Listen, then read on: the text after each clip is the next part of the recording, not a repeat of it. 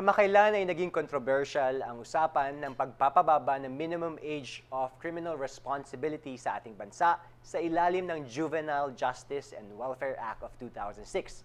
In fact, sa huling update ay naprobahan na sa House panel na ibaba mula sa 15 taong gulang pababa ng 9 taong gulang ang responsibilidad. At paano na nga bang hinaharap ng ating bansa kung makikita nating dumarami ang mga children in conflict with the law sa ating lipunan? Tamang-tama naman at mayroong mga organisasyon na hindi lamang concerned sa pisikal na kalagayan ng mga kabataan, ngunit lalo na sa spiritual na kanilang kalalagayan. Don't miss our inspirational discussion with CCT Visions of Hope in What's Brewing. Mantili po kayo nakatutok sa channel na ito. Ako po si Reza Abante Yebra. On behalf of Bishop Ruben Abante, ako po si Gabby Yebra. Join us and let's have good talk over good coffee. Welcome to the Lighthouse Cafe.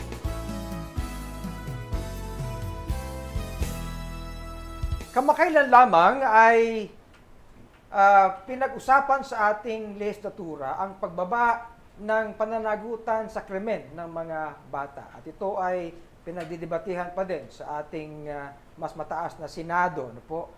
Kaya itong usapin na ito ay kumakalat sa maraming mga sektor. Pero actually, Bishop, tila hati rin po yung mga kababayan natin pagdating sa issue na yan. Kasi iba't ibang sektor ng lipunan ang kontra sa pagpapababa ng age of criminal responsibility. At gusto pa nga actually nung iba ay itaas. So instead of 15, maging 18 years old. At nariyan din naman po ang mga sumusuporta at gustong itulad sa karamihan ng mga bansa sa Southeast Asia na mas mababa ang age of criminal responsibility kumpara sa Pilipinas. Lalo na ngayon, ang mga bata, anak, ay malalaking bulas na. Oo, mas matatangkad pa sa akin ang mga... Anyway.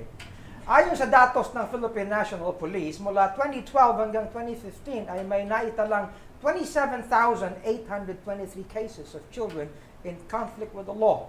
Ito yung mga batang akusado o kaya ay nahatulang gumawa ng krimen. Ibig sabihin yan ay talagang may problema, Reza, ang ating bansa pagdating sa mga bata na kagagawa ng mga krimen o nagagamit kaya sila sa paggawa ng krimen. Subalit po sa kabila ng ganito mga challenges ay mayroong mga Christian organizations na inaabot talaga ang mga bata at mga kabataan na ito yung mga napabayaan, mga neglected, mga napariwara at ipinapadama sa kanila ang tunay na pagmamahal na manggagaling lamang sa Panginoong Jesus. Kahit mga talagang nalulung na sa kung bisyo, o kaya naman mayroong trace na ng mga kriminalidad, they ought to be reached.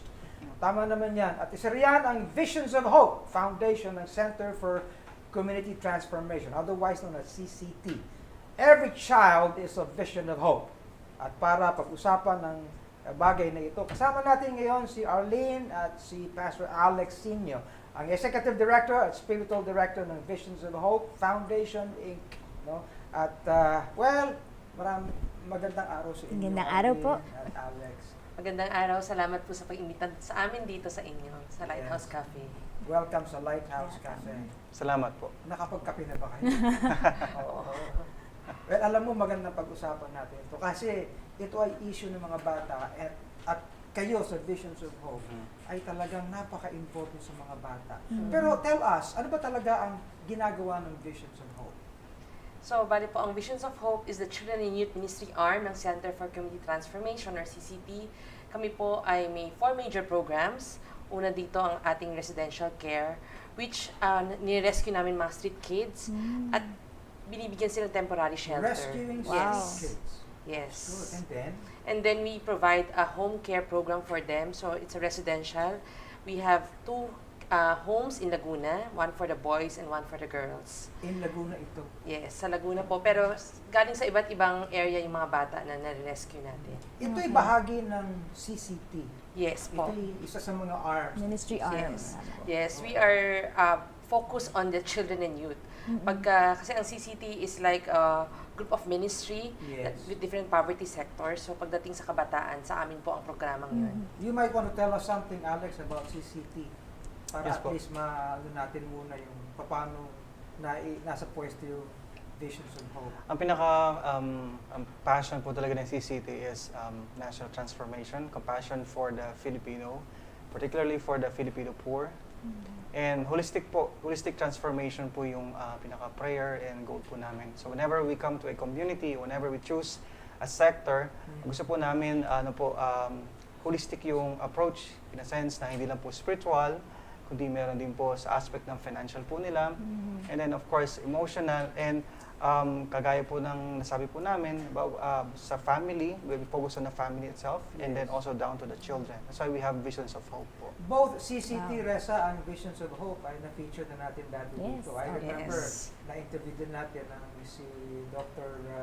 Ruth Ruth Calyanta. Calyanta. No? And yung mga dati, in fact, Yung mga bata feature- namin. Opo, yung mga feature bata din sa natin mga yung munting inyong ilaw. lansangan. Oo. And yes, the Well, lansangan. last year yata yun. no? Yes. Itong lansangan, for example, ay isa sa mga kwento ng mga bata at mga pamilya na inaabot. Yes po. You've had actually some plays, ng mga theatrical plays tungkol sa mga nare-reach yung mga bata, di ba? Ginagawa niyo parang kwento. Yes, meron po. Isa yung sa expression of how we sharing or communicating the stories po. Minsan nagdo-documentary din kami. May mga AVPs din po kami. So that we can share how God has given hope sa mga feeling hopeless, no? Or those whom, especially the children, no? Who were neglected and abandoned po. Alam mo, napakaganda. Every child is a vision of hope. Yes. Ang nakikita ko sa inyong mga kabataan, sa mga bata, ay pag-asa. Yes po. Ang Kahit ganda yung naman. mga napariwara, na-neglect ng, ng mga magulang. Kasi biktima naman sila ng lipunan. True. Hindi tama ang ng Yung upbringing din sa kanila. Ibig sabihin, Alex, you really love children. Yes po, definitely po. I've been in the youth ministry since 2004 po. Wow. So, Na-curious po ako dun, Bishop, ano? Kasi sabi la, they rescue street children. In the number of years na, ilang years na po ba ang Visions of Hope? Ang Visions of Hope Foundation has been running for 15 years. 15 years. So, throughout the 15 years, ano pong mga age ang nare-rescue natin ng mga bata at kabataan? Usually, we rescue actually from babies, no? Meron tayo Wow. rescue. Oh, No? yeah. Actually, womb to tomb nga ang tawag sa amin. Pero since Visions of Hope is for the youth, right now we're catering until 20 years old. 20 years old. Isa lang po yung home care program natin sa programa ng Visions of Hope. We also run kindergarten schools and elementary school for tribal communities or tribal students po. So meron tayong dalawang elementary school Yes. doon sa may mountainside. Partner tayo ron sa aming friendship building. Yes, Bansa sa Quezon, South, Palawan. Oo. Pero paano po ba yung process, no? Like, how do you reach them? So, for example, dito sa Metro Manila, napakarami pong mga bata. Ano yung entry point po natin sa kanila? Our other ministry, which is the Kaibigan Ministry, whose focus or specialty is more on reaching the street people, street families, sila ang nagduduo ng mga initial feeding programs, and then we engage with them on a daily basis, and we invite, pagka may parent, so with the consent of parent, we invite them na if they really want to change or mag-experience talaga ng transformation, no? So, pinapasok sila sa programa kasi may mga street people na talagang very transient, ayaw Eventually, you nila. reach the whole family. Yes po. yes po. That's the very essence. Kaya ang home care, our goal is reunification with the family. Kaya temporary shelter lang siya. But unfortunately, in reality, there are some kids who were already abandoned. So wala talagang mga magulang kahit hindi na namin mahanap. So eventually, they grew up with us. Here in Metro Manila, nasaan kayo? Anong mga lugar ang inaabot nyo within Metro Manila? Yung kaibigan ministry natin, mismo sa Taft, sa Calao, sa Rojas, Magallanes. So medyo wide range din siya. Minsan may mga referrals kami. Kasi sometimes talagang may mga staff po kami or servant leaders na sa grassroots talaga, na sa street mismo. So, meron kaming parang hub sa Pasay, Cabrera. And then that's where, from there, dun din namin decide kung saan sila dadalhin. Kasi meron kami mga sa Dasmariñas, Cavite for the young children or the babies with their mothers. And then for the men naman, bring them to Kalikid. So, may iba-ibang Iba-ibang areas na areas. And then pinupuntahan. sa bata sa amin, sa Visions of Hope, ages 4, yung binabahay po namin, 4 years old above. I imagine ang daming challenges nung hinaharap. Lalo na halimbawa, sabihin na natin bata pa, pero nakalakihan na yung ganong Buhay. Yes po. No, halimbawa, ginagamit na sila o nagnanakaw na sila. So, how do you approach that? Right. Actually, the process is really very long. The journey is long. Kasi when they come to us, the first thing that we have to do is to teach them to unlearn. sabi nga, learning is easier than unlearning. Because they have learned so much on the street. No, they don't know what's right, what's wrong. Literally, no, morally, kasi yun ang nakikita nila eh. Yes, survival mode po kasi sila pag galing sila sa halimbawa, ang street. sasabihin, wala ka ng pag-asa. Pero it reminds you, vision of hope yung bata. Yes. Sige, continue, Arl. So that's true po. So pagkadating sa amin talagang walang manners, walang values, there no boundaries, no rules. They're not hindi sila sanay sa rules kasi kalye. Ang ano talaga nila is survival mode. So that's why halos lahat sila very tough. Hindi ba kayo Matatapang. nagagalit? Hindi ba kayo? Or kahit, di ba, like, I'm sure may mga nag-drugs na dyan, na-experience yung Yes. gano'n. Diba? Paano nyo dinil yung mga gano'n na drug Una-una kasi addicts? talaga we share the gospel to them. Yun, I think yun yung pinaka-point and which is yung kakaiba rin na approach no, ng CCT, hindi lang na Visions of Hope, is really gospel-centered when we reach out to the kids. We tell them how much Jesus loves them, that they have that He At has ikaw, a Alex, future for bilang them. nagpapastor ka, Pastor. di ba? Yes. That's your forte na Yes po. kailangan ba? How do you talk to them about the gospel? Ano? Ito ang kailangan. Hindi, walang Diyos. Parang gano'n. Paano nga? It's a bit challenging po talaga. Kasi personally, of course, I've been a pastor in a church. So, iba yung approach sa church na capture na yung audience sa community. Okay. And of course, Maganda sa yun. community na marginalized. I mean, of course, So, hindi ang- churchy ang dating niyo? Hindi po. Hindi. Kasi ang mga bata, lalo na of course is mga street families, ang una nilang concern, laman tiyan eh. Okay. Tapos, ito pa, parang dagdag din po doon sa challenge po sa amin, sa pag-abot sa mga street families. Minsan, because of the so many help, like so many feeding programs na nangyayari sa kanila, na nare-receive nila, minsan parang nagiging habitat na rin nila. Parang komportable, minsan lang sila sa street. Pero kami CCT, whenever we have feeding programs, which is yun yung unang mga nagiging base point namin, sinasabi namin sa kanila, there's more to life than living in the street. Kaya meron pang mas magandang buhay kaysa sa ganito na talaga umaasa lang sila sa tulong Alam mo, ng iba. this is interesting. Kasi pag ang kausap namin siguro dito ay mga mambabatas.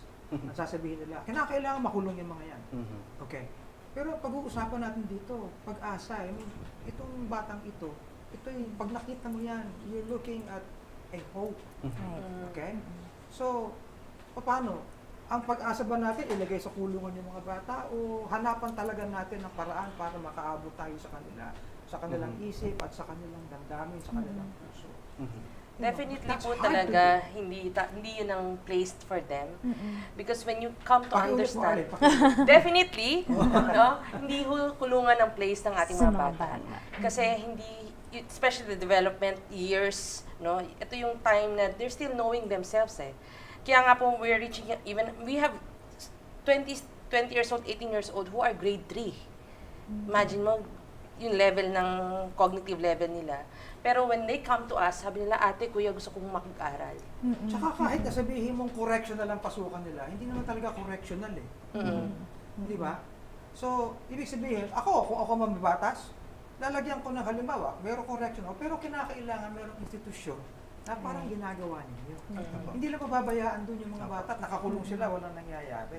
Well, magawa ka muna ako na. Pero you continue please. So how do you approach this thing? And how do you drive this truth sa mga buhay ng mga bata?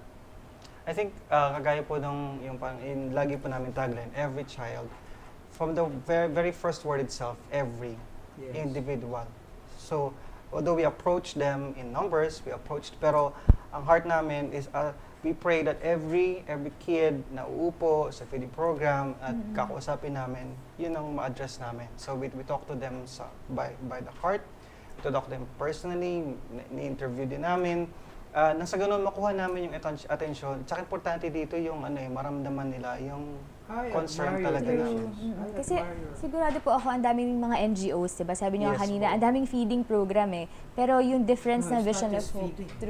pero yung difference ng program ng Visions of Hope, ay talagang genuine concern, genuine love, and in the long term, no? Hindi lang yung papakainin ngayon, Bishop, tapos parang tumaba Tapos ganyan, tapos makikita wala mo, na. mas makikita mo yung mga magulo nila, mas matatigas pa lang ulo sa sabihin mo, ikaw kaya may kasalanan yan. So, Tsaka siguro it's a matter of not really giving up on them. Yes. Because Yeah. their parents, their families have Gave given up, up. on No? them. I think right now the government is also giving up on them. But if you see the brighter side that every child has a potential, no? Instead of poverty, potential lang dapat patungo eh. Kaya nga sa home care, we root them. We root them in values, in the Word of God, and also let them see that they can explore, this is they not can just know more about psychology. themselves. Of course, This not, is not just psychology. This is not just values. This is not just yung palliate na approach, di ba? Yes. Especially po pag marginalized kasi healing talaga yan eh. No? So, they're so broken that when they come to you, talagang broken pieces and hindi naman siya overnight na aayusin. We ourselves, now we've been taking care a lot of children with us 5 years, 6 years. Do they still do the same thing? Yes, they do. Because they're kids. Alam mo yung parang we give them the freedom to be children na hindi porket nandito ka sa institution namin or organization namin, eh, perfect ka na. Kasi we want them to experience the grace of God.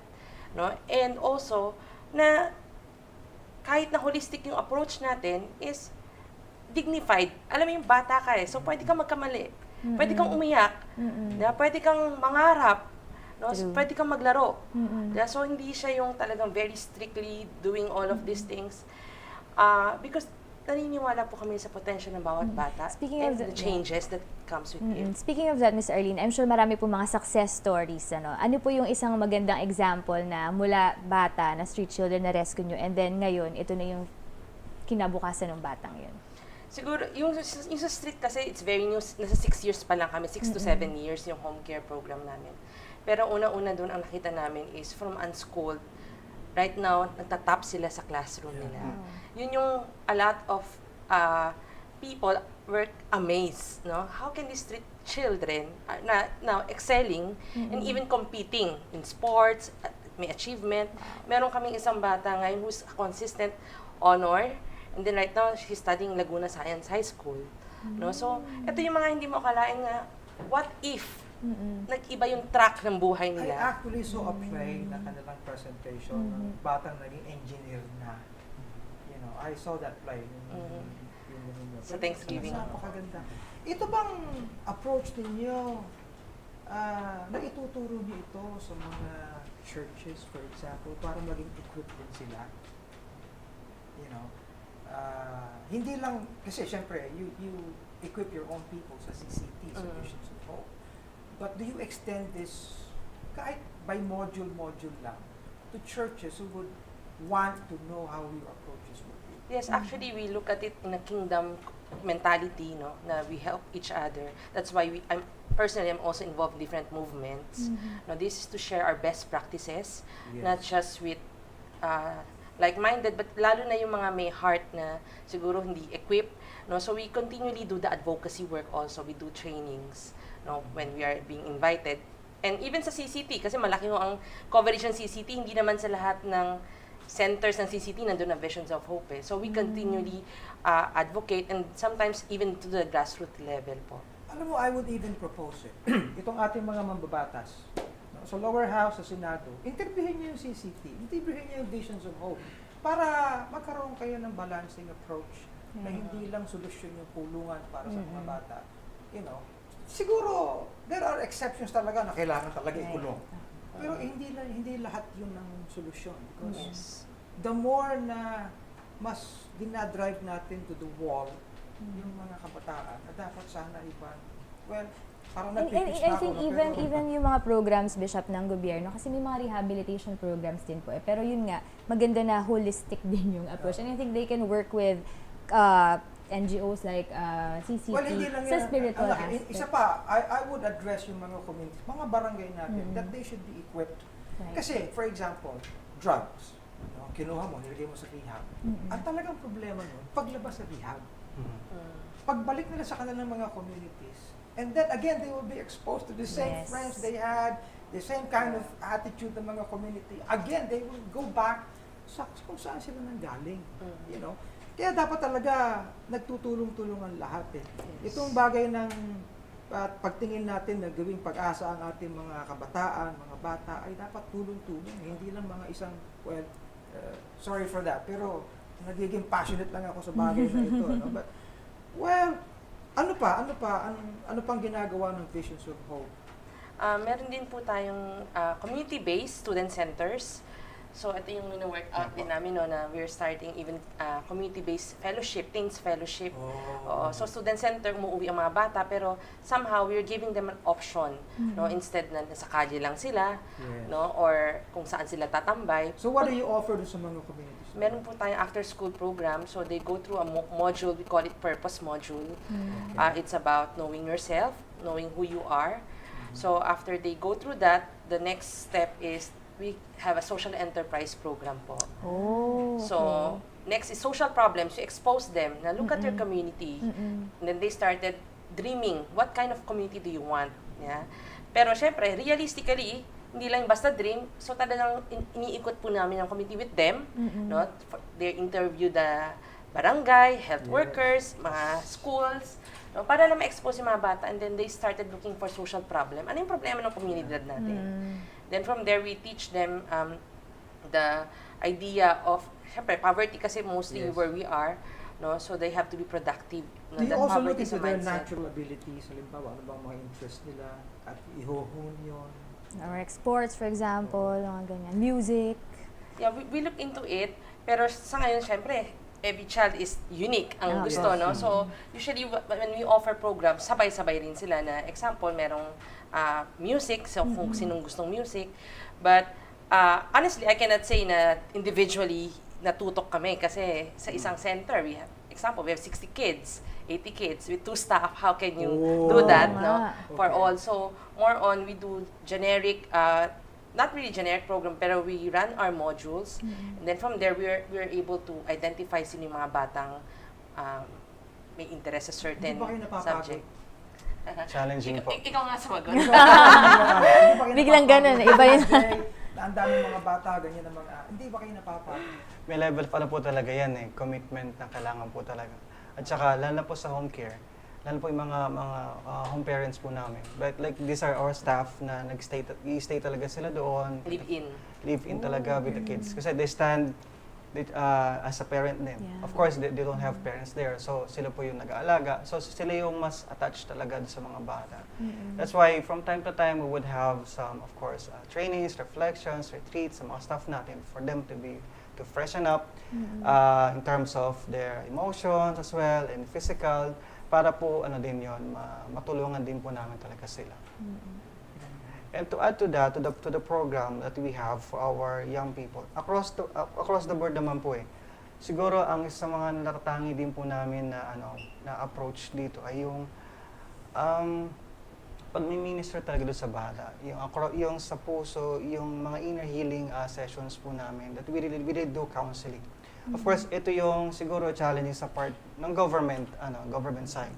Of course, we don't want to underestimate their capabilities, pero ito yung part ng church na pwedeng maging involved.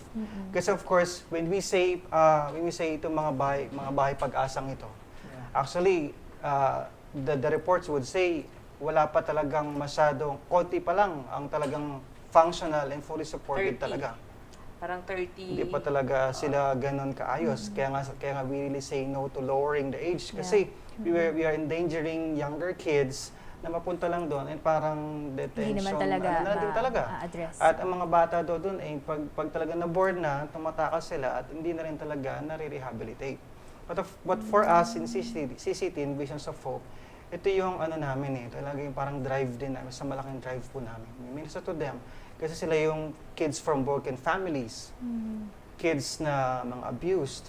So from this, even if, of course, they would go to school and be trained eventually, pero kung sugatan pa rin sila, babalik pa rin yung mga hurts and pains na yun, and destructive pa rin para sa kanila yun.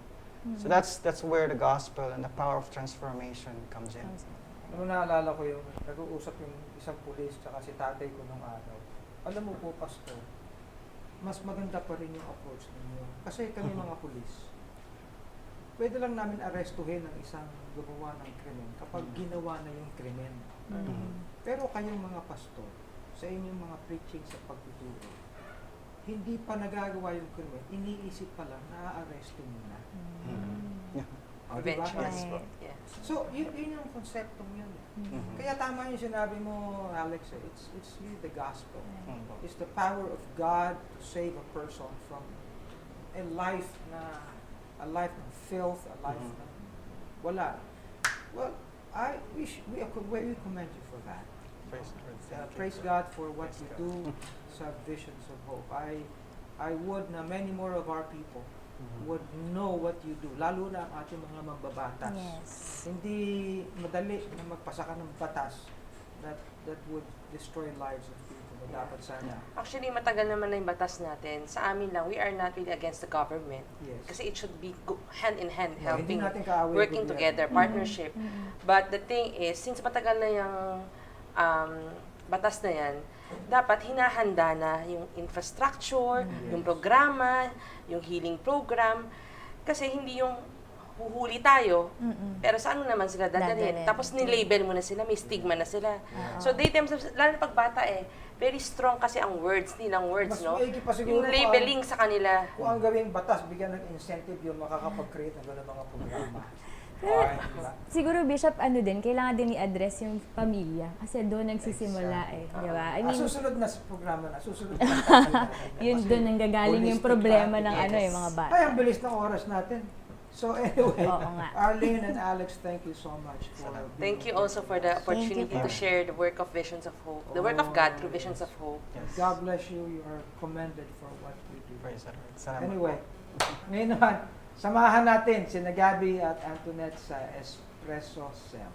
Mga usaping in, mga paksang trending, Mga talakayang may kabuluhan. lifestyle at kulturang sariling atin. Buhay Pinoy, pag-usapan natin dito sa Espresso Espresso Cell!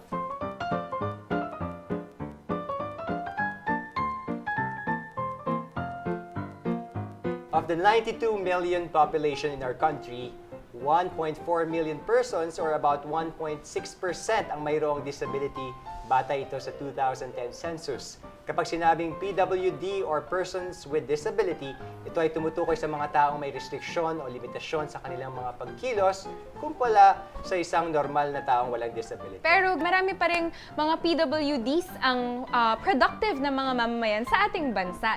At napakaganda na ngayon sa time natin, marami na tayo nakikita ng mga cafes, mga even malapit sa amin may car wash na nagka-cater na ang employees nila ay mga PWDs, and especially or specifically yung Lamoyan Foundation na kung saan ang kanilang mga workers ay may disabilities din.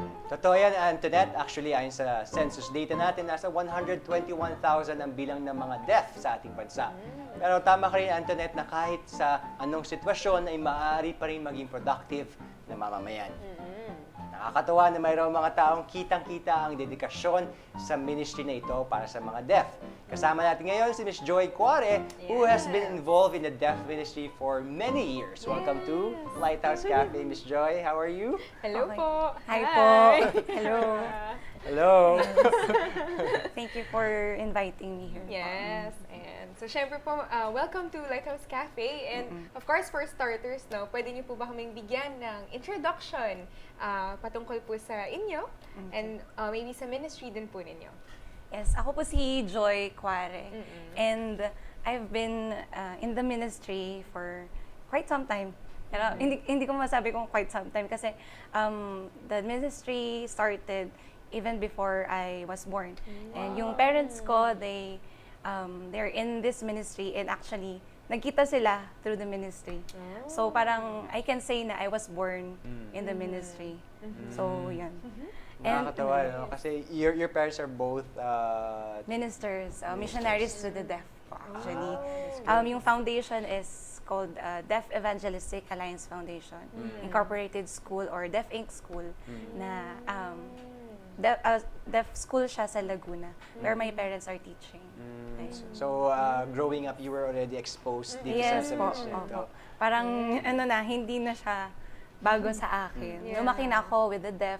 Actually, yung mga nag-alaga sa akin nung bata pa ako, mga deaf na din. So, yun. And of course, Antoinette, hindi naman this is something na hindi naman i-force sa'yo ng parents mo. You yourself have to have that burden, that heart. Pero I'm not sure kung may nare-recall ka, kailan mo kailan na-impress sa'yo ng Panginoon that, you know, you really are meant for this ministry?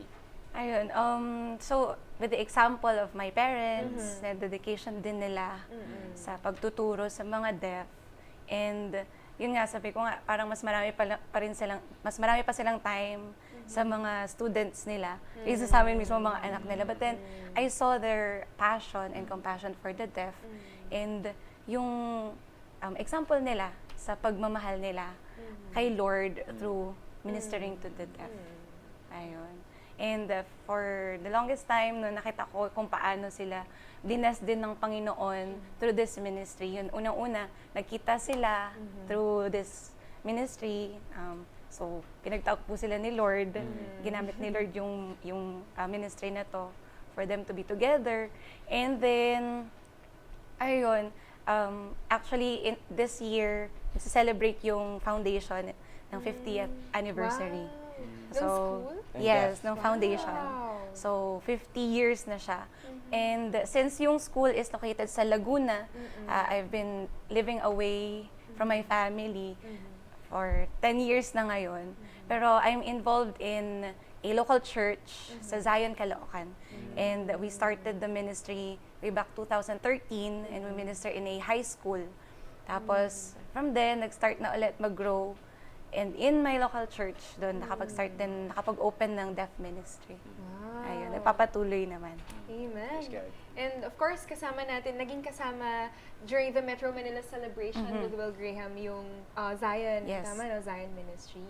So, we know na syempre kailangan educated and trained ka talaga sa pagdating sa ministry na to. So, ano yung mga, siguro, in-undergo mo na mga trainings man yan or classes? In fact, hindi po ako nag-aral ng sign language. No formal? No formal.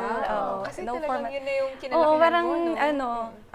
it's a language eh. You learn it. Parang tayo, lumaki tayo na natuto tayong Tagalog, Filipino, English. Sa deaf community naman, it's their language. So, lumaki ako sa community na yun. So, yun, natutunan ko na din yung language nila.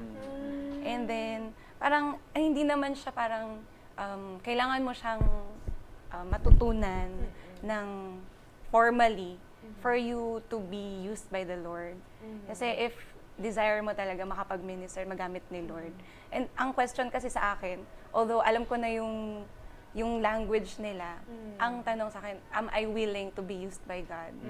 Na maging instrument para makapag-interpret for them. Sila wala silang ability to hear. I can be their ears for hearing. And sila hindi nila ma-express or hindi nila mapaintindi sa ibang tao yung gusto nilang sabihin. I can be their interpreter. I can be their mouth to amplify kung ano yung gusto nilang sabihin. Kakatawa, Antoinette, no? Kasi I've been observing actually sa mga churches. And the stats tell us na 1 to 2% lang yung deaf na kapatid natin. But I mean, it's every single one is has the right, the responsibility and that opportunity to hear the gospel, di ba? So napaka-importante even if it's just 1 or 2 people that you're trying to minister to. But given that, were there challenges or any specific challenge na sa ministry na ito na encounter mo, Joy? Ayun, may mga schools kami na pinupuntahan na may mga deaf doon. So, yung challenge doon is parang wala masyadong involved na katulad ko na marunong mag-sign na para gamitin ni Lord dun sa mga places na yun. So, limited lang. May iba na nakakasama ko, parang interested lang sila matuto ng sign language. But darating yung time, alis din sila, wala na, hindi nakasama. So, me and together with my brother, magkasama kami sa church. Nag-interpret kami doon. And nagpapatuloy yung ministry through yung dedication, commitment din ng bawat isa. And talagang may ma-raise ka ng mga leaders mismo na deaf. But kasi sila mismo ang aabot sa mga katulad nila. Amen. Oo, kasi sila mismo, of course, for us na, syempre, we have the ability to hear, kumbaga may barrier na agad when you reach out to syempre, yung deaf nga. So, kapag yung mismong deaf na peer-to-peer, na sila na mismo yung magre-reach sa sarili nila, parang they have an understanding na so kung totoo ang Panginoon sa buhay nitong isa, so sa'yo, Ganun din maaaring sa'yo. sa kanya, sa'yo rin, diba? So, meron bang talagang mga stories na nagkaroon ng impact sa'yo through this ministry? Ayun, ang pinakamalaking impact nitong ministry na to, since yung parents ko ay both missionaries to the deaf, and tatlo kami magkakapatid, so parang kung iisipin, walang means para ma-support kami sa pag-aaral. So through this ministry, unang-una sa family namin, ang laking blessing ng Panginoon. Nakatapos kaming tatlong magkakapatid ng college. Wow. Through this ministry. Marami siyang ginamit ng mga tao na able, na ginamit ni Lord para ma-bless kami. And ayun, para-pareho kami nakatapos na ng college. And ngayon din, nag-aaral pa rin ako. And through the grace of the Lord, and through this ministry din, maraming ginagamit si Lord na mga tao to support our family din. And if not because of this ministry, siguro, hindi ko din alam kung nasaan ako ngayon. Let's talk about the deaf the Community. I mean the foundation, the alliance, the Yes. foundation. You mentioned it's reaching its 50th year. Yes. What's the plan for the next 50 years? 50 years. Ayun, sadly, yung founder ng foundation just passed away recently. So parang biglang nagkagulo kung paano mag-start ulit or paano pagpapatuloy ulit yung ministry. But kung ano yung sinimulan ni Lord, tatapusin niya yun eh.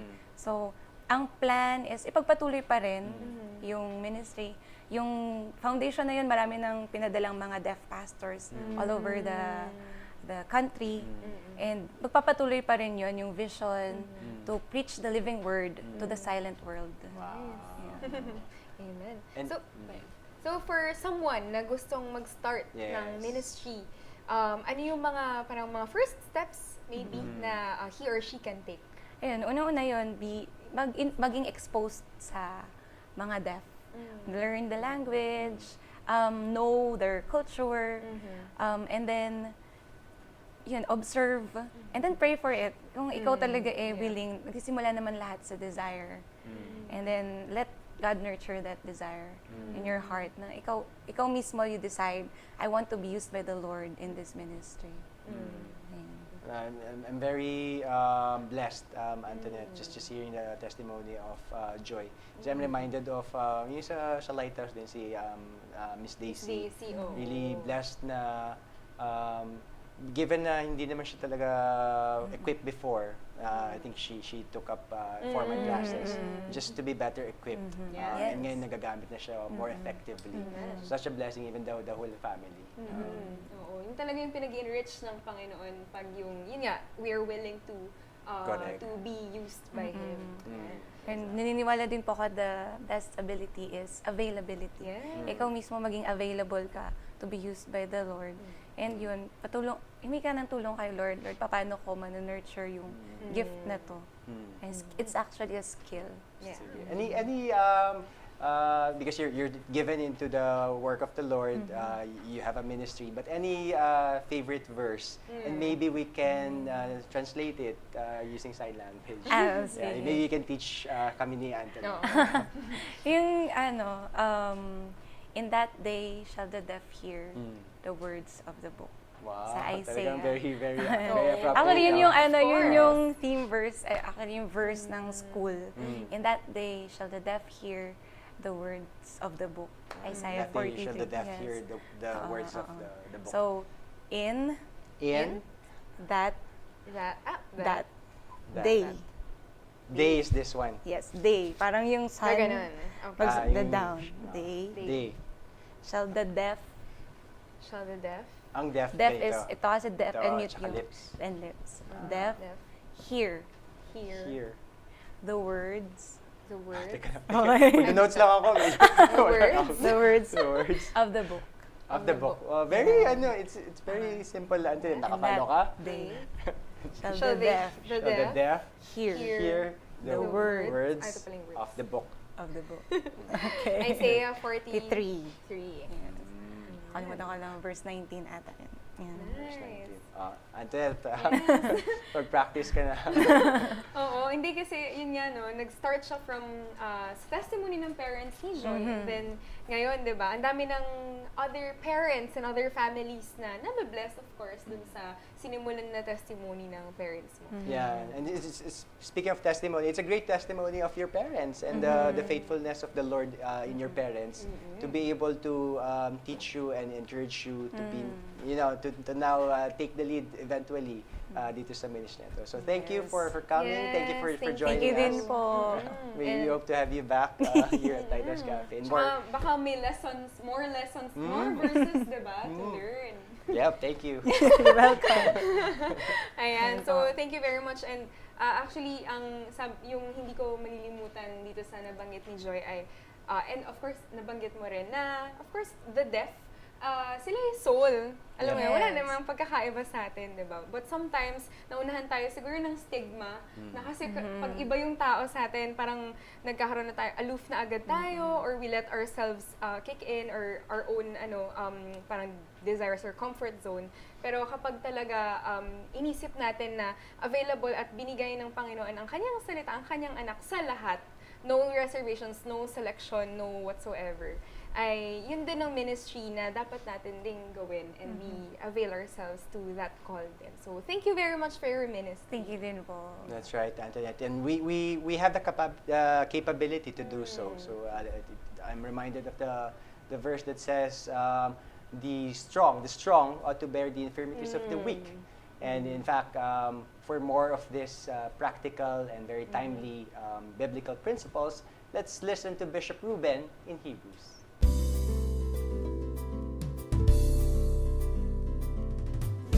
Welcome to Hebrews. Ito po ang bahagi ng Lighthouse Cafe na naglalayon na bigyan daan sa ating mga buhay ang tungkol sa salita ng Diyos. Ibig sabihin ng Hebrews. At napakaganda na isipin natin na ang Diyos ang siyang kumikilos sa atin. Ano po? Well, ang pinag-usapan po natin sa ating episode ngayon tungkol sa mga bata at kung paano ang mga bata ay pag-asa. Ano po? Hindi lang ng ating bayan, kundi mismo natin, mga pamilya, mga individual, mga magulang. Ano po? Well, ano po ba ang sinasabi ng salita ng Diyos tungkol sa mga bata? It's amazing how that the Lord Jesus Christ identified Himself with children when He was here on earth. In fact, ang sinabi niya po doon sa Matthew 19, at sabi 13 to 14, and sabi, "Then were there brought unto Him little children, that He should put His hands on them and pray. And the disciples rebuked them. But Jesus said, Suffer little children, and forbid them not to come to me, for of such is the kingdom of heaven." Naroon po ang rebuke ng inabot ng mga disipulo nung pinipigilan nila yung mga batang lumapit sa Panginoon. And I would imagine na para bang very playful sila sa harap ng ating Panginoon. And the Lord loved them for being such. At syempre yung mga disipulo, porque gusto ng parang maayos ano po at walang magulo, iniiwas nila yung mga bata. So ang sabi ng Panginoon na ito, huwag niyo silang pigilan. Suffer little children to come to me. Huwag niyo silang pipigilang lumapit sa akin. At napakaganda po nung sinabi ng Panginoon, for of such is the kingdom of heaven. Alam niyo po itong term na kingdom of heaven, ang kaharian ng langit sa atin, ito'y inaasam-asam po ng marami. In fact, ito po ay nagsasaad ng kapayapaan, nagsasaad ng magandang kabuhayan, at ito ang ating inaasam-asam sa buhay natin. Kaya nga ang panalangin ng Panginoon, Thy kingdom come. Ano po? When there would be peace, when there would be some, ang buhay po natin ay payapa, matahimik, ano po, puspos ng kagalakan sa Panginoon. Ibig sabihin po, may kinalaman pala ang mga bata sa pag-asa pong iyan. Isang magandang kaisipan din, kapag tutukuyin po natin yung Matthew 18 and verses 3 to 6. At ito po ang sinabi ng Panginoon. Ang sabi niya, Verily I say unto you, except ye be converted, and become as little children, ye shall not enter into the kingdom of heaven. Itunuring niya po na napakahalaga ng uri ng pagsampalataya o ng paniniwala ng mga bata. At sinabi niya na maliban ang inyong pananampalataya ay maging katulad ng mga batang ito. Ano po? At ang sabi niya sa verse 4 ito, whosoever therefore shall humble himself as this little child, the same is the greatest in the kingdom of heaven. And whoso shall receive one such little child in my name, receiveth me. And look at verse 6. But whoso shall offend one of these little ones which believe in me, it were better for him that a millstone were hanged about his neck. Alam niyo po, napakalupit po, no, if I may use that term, na ginamit na halimbawa ng Panginoon. Offenses po sa mga bata. Now, ang ating pong lipunan ay kinakailangang matuto magpalaki ng mga bata. At hindi tingnan ng mga bata na salot po sa ating lipunan. At hanggat maaari nga po, ang sinabi ng Proverbs, train up a child in the way he should go, and when he is old, he will not depart from it. Siguro po'y kailangan natin sa ating lipunan ng mga kaparaanan upang ma-address natin ang kapakanan ng mga bata in a more way na nagbibigay ng paraan sa kanila upang lumago at maging tunay na nga pag-asa ng ating bayan. Sapagkat ang Panginoon ay napakalapit po sa kanila. Ibig sabihin, let's bring them to God and God to them. Napakaganda po na ginagawa ng Visions of Hope at marami pang iba na nag-a-address sa kapakanan ng ating mga bata. At wag na wag po natin kalilimutan. Let's be careful in addressing how our children are trained up. Such is what the Bible says para po sa atin. God bless you. At sana po ay meron tayong aralin na maaaring magpalago sa ating lipunan.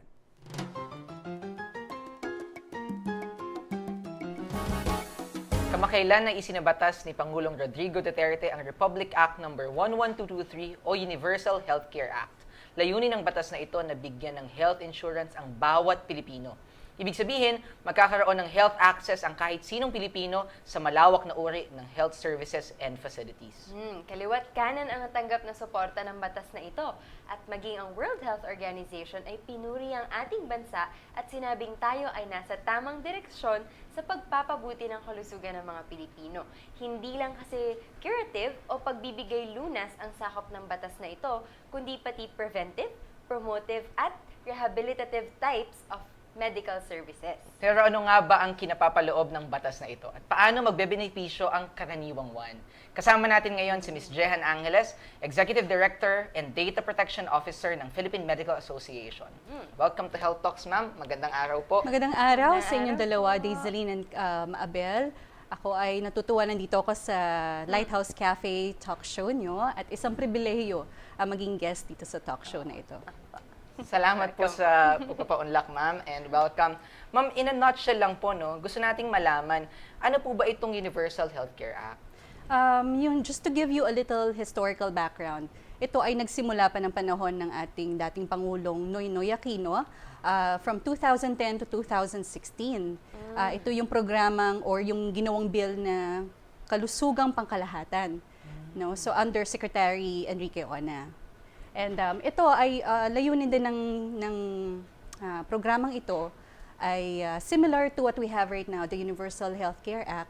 Layunin nito na magbigay ng equitable access to all Filipinos for affordable and quality healthcare. So, noong panahon ni Senator J.V. Ejercito, 2018, isinulong niyang maigi ang Universal Healthcare Act. So, nasunod ang kanyang timeline, no, na gusto niya sana na ang Pangulo ay pumirma is to sign this into a law ng December 2018 para isang pamaskong handog sa ating mga Pilipino. Hindi nga lang natuloy, so kamakailan, February 20, just this month, no, past month, na sign na siya into law. Ito ay nabuo dahil sa gustong baguhin ng administrasyon ang mentalidad ng mga Pilipino na nagpupunta lamang for check-up or sa ospital kapag sila ay meron ng matinding karamdaman. Yes. So parang pag matindi na ang sakit, tsaka pa lang ako magpapacheck up. Una-una, bakit? Takot silang malaman ng kanilang sakit. Pangalawa, takot sila saan? Sa gastusin. Gastusin, tama. So ito yung ngayon ang gusto nila, ang Universal Healthcare Act ay magko-cover ng 100% health services ng bawat Pilipino. Ano po bang sakop nitong Universal Health? Ito actually, ang sakop nito, tulad ng mga na-mention mo kanina sa introduction, may mga key points doon or keywords na cost-effective, quality promotive, curative, preventive, rehabilitative, and palliative care services. Okay, so ano ang sakop niya? Medical, dental, even mental health, at emergency cases ng isang Pilipino. Okay? Walang pinipiling edad.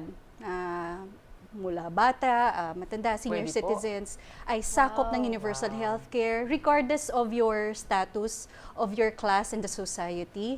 At ito ay sa buong Pilipinas, mula Luzon, Visayas at Mindanao. Kung tatanungin din natin, ito ba ay pang publiko lamang? Kasi libre, di ba?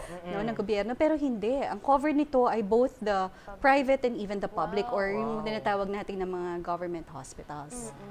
Okay. So, yun, ang malaki talaga ang sakop. Very ambitious nga ang tawag ng Senator Actually, J.B. totoo Ejercito ito. Pwede, pati po mga gamot, pasok din po ba yun? Yes, ang gamot, no? Ang gamot ay initially ang kanila lamang mabibigay na libre ay ang mga anti-cholesterol, anti-diabetes, and anti-hypertension. Maintenance medicines Oo, po, para no? mga maintenance and yung mga emergency meds na usually binibigay natin sa mga pasyente. Okay? So yun pa lang ang sabi ni Secretary Duque, for now, itong pangatlong klase ng meds pa lang ang pwede nating maibigay na for free. Okay? Ma'am, geographically speaking, no, syempre ang Pilipinas isang archipelago, no, at iba-iba naman po yung estado ng medical facilities sa iba't ibang bahagi ng bansa. Paano po yung mga far-flung areas natin na maaaring walang access sa pampublikong ospital? Okay, so tama yan, no? Isa rin yan sa mga na-raise na tanong.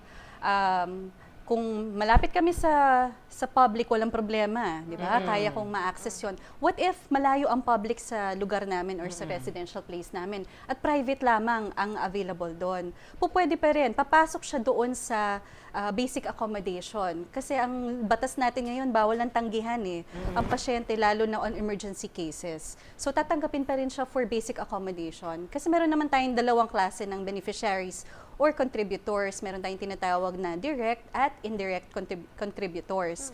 So si indirect, ito yung mga kababayan natin na yung mga wala ng kakayanan, magbayad ng premium, talagang kapos sa buhay, no, mahihirap, or doon tayo sa tinatawag na mga indigents na.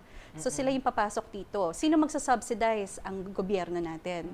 So babudgetan to, aallocatean ng pondo ng ating gobyerno, kukuhanan to from different agencies, merong mga mag-a-allot or allocate ng pondo para sa kanila. And the other one will be the direct contributors. Sila yung may kakayanan na magbayad because they're working or meron silang they're self-employed, they have their own business. No, meron silang babayaran na premium. Okay? Although, equitable ang access. No? Sabi ni direct contributor, paano yun? Kung pare-pareho lang naman kami na makukuha, bakit pa ako magbabayad, di ba? So, ang gagawin ngayon ng PhilHealth, meron silang binuong council, the Health Technology Assessment Council, na sila yung magdi-determine kung anong mga special incentives or benefits na ibibigay doon sa mga nagbabayad ng premium. For example, if you want to upgrade na nangyayari natin sa mga ospital, yung mga ayaw mag-ward, they want to be in a private room or semi-private, meron silang magiging co-payment for that. But other than that, talagang equitable. No? Pag ikaw ay mag-avail ng basic accommodation, no balance billing ka, no co-payment ka. So, pare-pareho naman tayo makaka-access talaga. Ma'am, you mentioned budget, no? May limit po ba ito sa pag-claim ng isang citizen kapag nagamit? Meron po ba akong limit per Yes, annum? oo, meron din eh. Actually, yun din yung tanong namin, endless ba? Yeah, opo. Or may limit? So, depende pa rin. Kaya nga si HTAC or yung Health Technology Assessment Council natin, sila ang mag-evaluate at sila yung mag-a-assess kung ano yung magiging coverage talaga ng bawat, halimbawa ng indirect, ng direct contributor. Ano yung maibibigay nilang special incentive package para sa direct or paying contributors. Yun. Pero other than that, of course, lahat tayo merong access sa medical, dental, even laboratory procedures, Covered pa even din po. diagnostic requirements. Siguro yung mga basic, no? Kaya lang marami na tayong mga mamahaling ngayon diagnostic procedures. But then, everybody has access to it. Okay. So, ano pa ibig sabihin ng 100% na coverage? Yun nga, 100% coverage natin. Wala ka nang alalahanin na babayaran mo wala na pa po. kahit anong sakit and mabibigay yung meds na for now. Ito yung mga initial mo, laboratory procedures, diagnostic requirements. The hospital, the government hospital will take care of it. If you go to the private naman, may magiging co-payment ka kung mag-upgrade ka maliban dun sa basic accommodation na ino-offer ng PhilHealth. Yeah. Okay. Tapos depende po kung gaano ka laki ang makukuha per year, parang gano'n po. Dun sa mga direct contributor. Oo, kasi depende sa i-allot na coverage ni HTAC ng under sa PhilHealth. Pero all of us will be automatically enrolled to Everyone. the NHIP, to the insurance program. Ibig sabihin, ma'am, kahit sino pong Pilipino. Kahit sinong kahit Pilipino. yung mga, we have homeless people, Kahit, diba? Kahit yes. sila po Yun ay yung pwedeng... tanong so yung mga tao sa lansangan makakapasok, yes. Kasi ang batas natin, bawal tanggihan na no, for emergency cases, even yung mga natin dyan napapasok. Tanong natin yung mga bata, paano yun? No? Sila ay mga dependents ng kanilang mga magulang or guardians. So kung sila ay mga ospital at enrolled naman si mommy at daddy, then they're still covered. Yun din ang maganda sa benepisyong ito or dito sa act na ito na pinropose or in-author ni Senator J.B. Ejercito. Siguro, ma'am, gusto lang din namin malaman, no? Kasi itong Universal Health Act na ito ay, it seems like an initial step, no? Hindi pa naman talaga ganun ka-covered ang lahat talaga ng medical expenses. But it's an initial step. Gano'n na po kalaki ang magiging impact nito sa buhay ng mga Pilipino, ng mga normal na one? Alam mo, for one, ako, nakarelate kagad ako Bakit? Sa age ko ito, marami na ako nararamdaman. At sa iisang anak ko, ayoko siyang mabigatan sa akin, ayoko maging pabigat sa kanya. So malaking impact para sa isang ordinaryong mamamayan, no? At of course, a single mom like me na mahirap, no? Talagang hindi naman lahat ng kumpanya pinapasukan ko, merong insurance na provided or HMO na provided. So ito ay isang malaking tulong para sa akin. Lalo na, isipin natin yung mga indigents nating kababayan. Ang nais lang naman ng gobyerno natin ay mabawasan yung mga out-of-pocket expenses natin. Based on studies, 54% pa rin ay kinukuha natin from our own pockets, from our bulsa na yun ang sinashell out nating pera. Pag tayo ino-ospital, may pinapagamot. So gusto ni Senator J.V. Ejercito at na ating administrasyon, mabawasan man lang yon. So saan pamamagitan ng pagtaas pa ng mga benepisyo, pagtaas pa ng pondo. So they are hoping na mako-cover pa nila yung mas malaking subsidy na babayaran ng bawat Pilipino sa pagpapa-ospital. Yun. So ano mangyayari ngayon? Dahil tayo ay meron ng equitable access, very affordable, hindi ka na matatakot magpa-check up, hindi ka na matatakot magpunta ng ospital. May assurance Tapos, ka na. Tsaka ang mas gusto mo ngayon, mas agapan di ba? Prevention ang gusto nila than just curing it or yung curative. So more on the prevention tayo ngayon para mas maraming makapagpatrabaho pa ng mga Pilipino, mas mapabuti ang buhay nila. Kasi once you're physically ill, affected na lahat. Buong pamilya, your way of living, yung iyong pagtatrabaho. So ito yung unang-una talaga nila gustong i-improve ang ating health conditions. Kailan po ba ito may implement? Kailan mag-start? Okay, so simulan na nagkaroon niya ng ceremonial signing si President Duterte.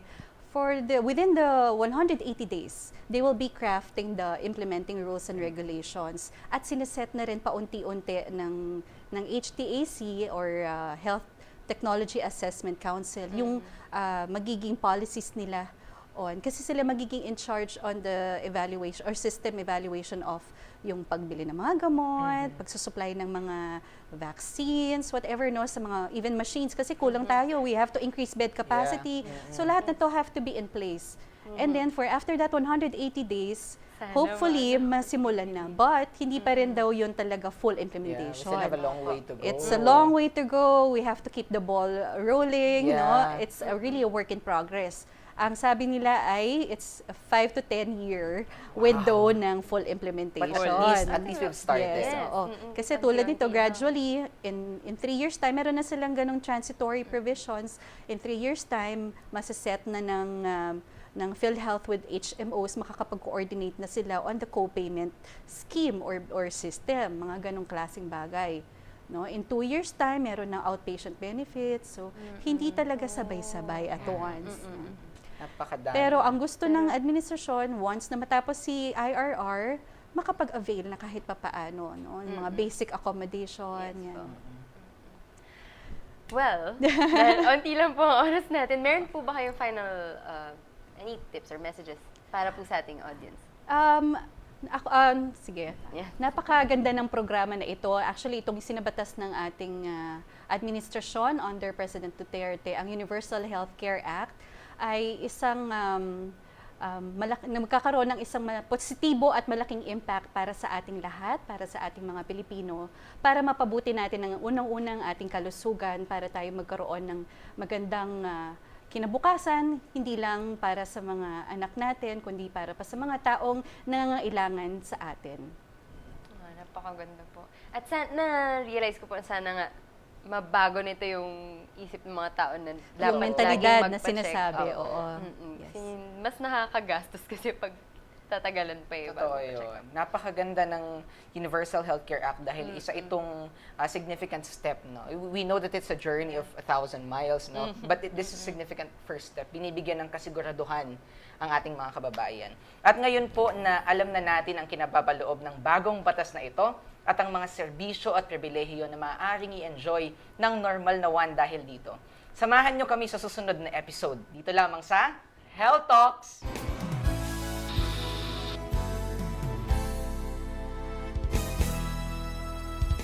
At natapos na naman ang isang oras ng maganda at kapaki-pakinabang na kwentuhan. We hope you enjoyed all our discussions today. Yes, and you can watch a replay of our episode today sa amin pong YouTube channel. Look for Lighthouse BBC on YouTube. And of course, be sure to like, subscribe, and share. And available din po ang aming mga mobile apps. Yan po ang Lighthouse BBC and GCTV mobile apps. Download these via App Store and Google Play Store. And before we end, meron po kaming pa-contest sa inyo ngayong episode na to. So sasagutin nyo lamang po ang tanong na to. Magbigay ng pangalan ng 2 guests natin ngayong araw for this particular episode. And you can send your answers via our Facebook page, Lighthouse Cafe. At of course, we'll choose 2 lang po yung mga mananalo. So send your answers right away. And exciting gifts await our winner. Wow, sali na po kayo! And send us your answers right away. And we would like to thank our sponsor for this, Dynal Enterprise. You may visit their Facebook page for more details of the products they offer. Also would like to thank our ministry partners and sponsors, Yummy Cakes, for Gospel's Catering Services, Lighthouse Blooms Flower Shop. You can be a blessing by becoming our ministry partner. Just send a message to our official Facebook page, Lighthouse Cafe.